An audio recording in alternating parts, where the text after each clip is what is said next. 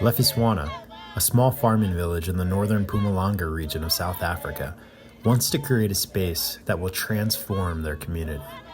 At present, the village doesn't have a community center to gather together for group activities, services, recreation, social support, and more. Rather, people will meet and host activities under trees or in open fields. But that may soon change as the community is working to build a center in the heart of the village. Britt Moldy, a former Peace Corps volunteer in the community, has continued working with the village in hopes of building a community center they'll name Katulo. I'm currently at the site of the Future Community Center, and here I see potential. I see a place that youth and adults will be nurtured and the community will be strengthened. Many here struggle just to put a roof over their head or to feed their children.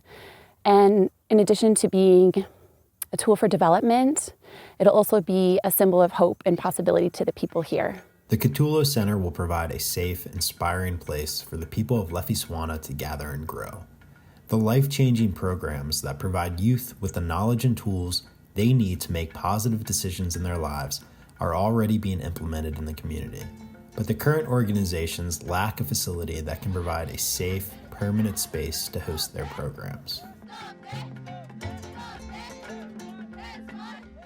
75% of residents in the community are under the age of 35. Unfortunately, there's no place for children to go once school ends.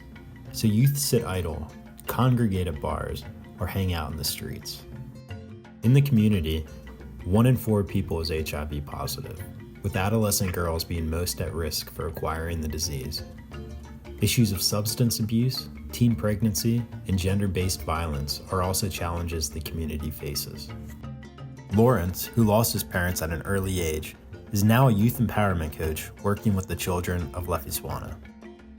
I'm Lawrence Nkomo. I'm a youth coach in Lefiso. I came to the village to live with my grandmother when my parents passed away, and life was difficult growing up. Now I'm a coach trained to facilitate youth empowerment programs where I teach life skills to kids. Because of my own experience, I'm able to relate to them and be there for them in a powerful way. Having a community center would mean there would be a place where youth can feel free, a place where they feel they belong, a place for them to learn and better themselves. With only a little encouragement, they're able to go far. In 2018, the village formed a board of local elders who would guide the vision of the project and manage its operations. The board soon formed a partnership with the leading community youth organization, YASPO, to help design and facilitate programs that would be offered at the center.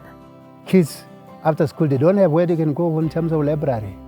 Kids who roam around, they end up going for the drugs. But what there is a place of entertainment where they can go, it will be safe. Most kids can get away from the drugs issues, and they can be able to be the good people that can plan for their future. The community is heavily involved because they are worried about the future of their children. Having a community center will benefit a lot. I will have a place where I can network with other kids and share ideas. I will be entertained and I will entertain others with my cultural skill as a cultural dancer. If we can have a community center and a library too, that will benefit us a lot. David Malela returned to his hometown to start YASPO, and he's become an important figure in the community, helping to make the center a reality. My name is David Malela. I am the founder and director for YASPO.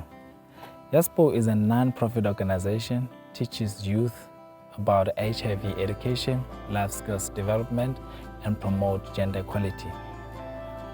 After I graduated, I followed my passion for community development, working for an international organization in Cape Town.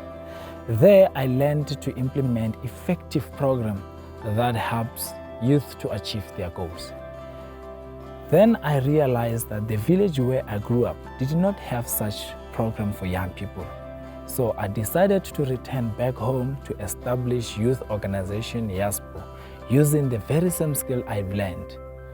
Now, over 3,000 young people from my village have graduated from YASPO programs, but still today, young people do not have a proper facility that they can use to participate in different activities.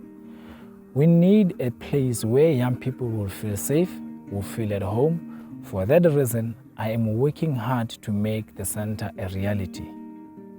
My name is Wentle Mateta. For me, the community center will build dreams.